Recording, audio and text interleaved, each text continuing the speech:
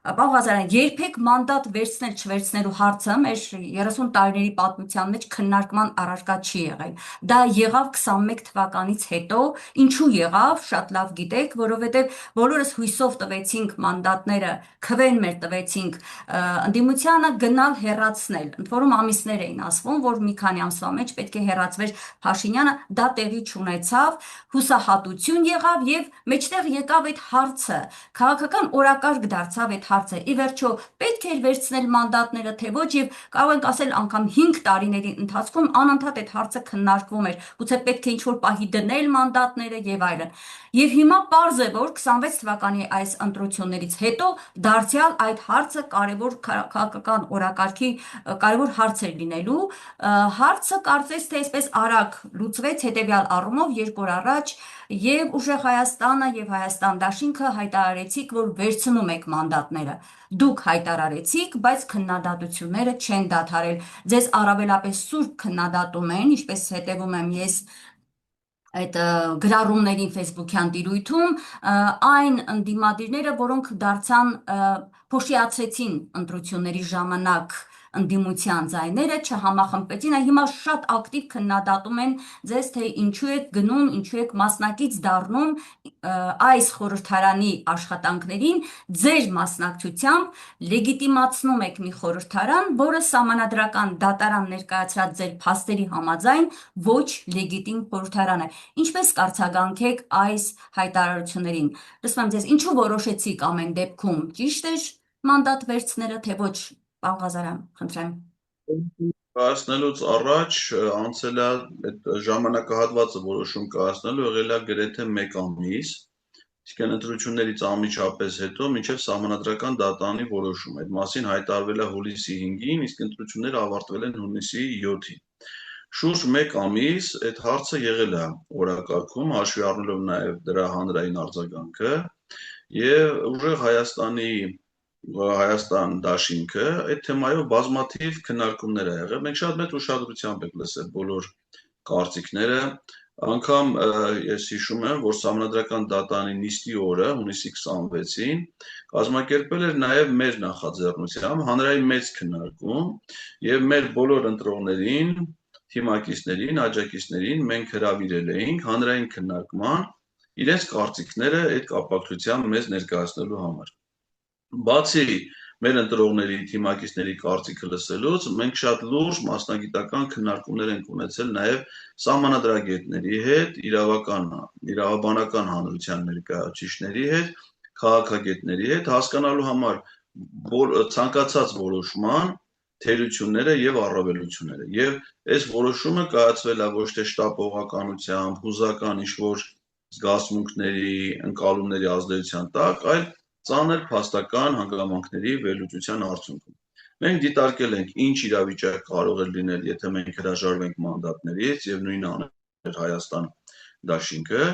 եւ ինչ հնարավորություններ կարող են առաջանալ այս պարագայում։ Եվ եկել ենք այն եզրակացության, որ հրաժարվել մանդատներից դա իրավաբանորեն ինչ է նշանակում, որ դու ընտրվել ես падգամավոր, ինչը որ պետական պաշտոն է հանդիսանում եւ հրաժարական ես տալի քո զբաղեցրած պաշտոնից։ Այսինքն ստացվում է, որ մենք պայքարում ենք, որպեսզի մենք հրաժարական տանք, բայց իրականում մեր պայքարի նպատակը ոչ թե մեր հրաժարականն է, այլ Նիկոլ Փաշինյանին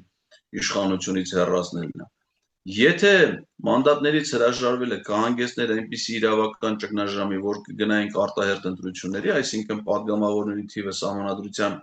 թվից պակաս կլներ, այդ ժամանակ լիներ արտահերթ ընտրություն, ես կարծում եմ մենք վստահ կգնայինք այդ քայլին։ Բայց մասնագիտական վերլուծությունները տալիս են եզրակացություն, որ այդ դեպքում որևէ իրավական ճգնաժամ չի առաջանալու եւ այդ պարագայում ազգային ժողովում քաղաքացիական պայմանագիր կուսակցությունը կլներ միայնակ եւ նրանք բոլոր որոշումները կկայացնեին միայնակ եւ հետագա քաղաքական զարգացումների պարագայում խորհրդանում չէր լինի թեկուզ մեկ ընդդիմադիր գործիչ, որը հնարավորություն կունենար ընդդիմության ձայնը ներկայացնել խորհրդանում եւ դրանից բխող իրավական գործընթացներ առաջ մղել։ Հիմա մանդատներ վերցնելու պարագայում էլ մենք առանձնապես մեծ ձեռքբերումներ չունենք եւ գործընթացների վրա ազդեցության հնարավորություններ չունենք, քանի որ քաղաքացիական պայմանագիր խմբավորումը մեծամասնություն է ամեն դեպքում Նրանք կձևավորեն կառավարություն, նրանք ի վիճակի են ընդունել բոլոր օրենքները, նրանք բնականաբար կարող են խափանել մեր օրենսդրական նախաձեռնությունները, նրանք կարող են տապալել ազգային ժողովի արտահերթ նիստերը, որոնք նախաձեռնի ընդդիմություն, այսինքն մեր հնարավորությունները մանդատներ վերցնելու պարագայում շատ մեծ չեն, հետևաբար դրա հետ կապված շատ մեծ սպասելիքներ էլ չպետք է ունենալ, թե նրանք ինչ կարան անեն։ Գլխավորը, որը տեղի չի ունենալու, ես վստահ եմ, դա սահմանադրական հանրաքվեի նախաձեռնության տապալումն է, այսինքն մենք թույլ չենք տա, այդ հնարավորությունը մենք ունենք թույլ չտալու համար, որպեսզի Նիկոլ Փաշինյանը կատարի Իլհամ Ալիևի գլխավոր պահանջը եւ նախաձեռնի հանրաքվե նոր սահմանադրություն ընդունելու եւ անկախության հռչակագրից հրաժարվելու համար։ Եթե մենք խորհրդանում չլինեինք, նրանք կարող էին մեկնաբանել, որ խորհրդանում, քանի որ իրանք միայնակ են, ապա 64 պատգամավորներով կարող են նաև այդ որոշումն ընդունել։ Մեր այնտեղ գտնվելու, մեր եւ Հայաստան Դաշինքի պատգամավորների գտնվելու պարագայում իրանք խորհրդանում 2/3 չունեն, հետեւաբար այդ որոշումը ոչ մի պարագայում չեն կարող կայացնել։ Սա գլխավոր նպատակն է։ Իսկ այնտեղ էլ գտնվելը հնարավորություն է տալի, եթե փողոցային պայքարի արդյունքում մենք հասնենք վարչապետի հրաժարականին, կամ տեղ ունենան այլ իրավական գործընթացներ, պարլամենտում կլինեն ընդդիմադիր խմբակցություններ, որոնք կարող են ի վերջո հասարակական պահանջներին տալ իրավական ձևակերպումներ։ Ի վերջո այդ խնդիրները պետք է նաև իրավաբանորեն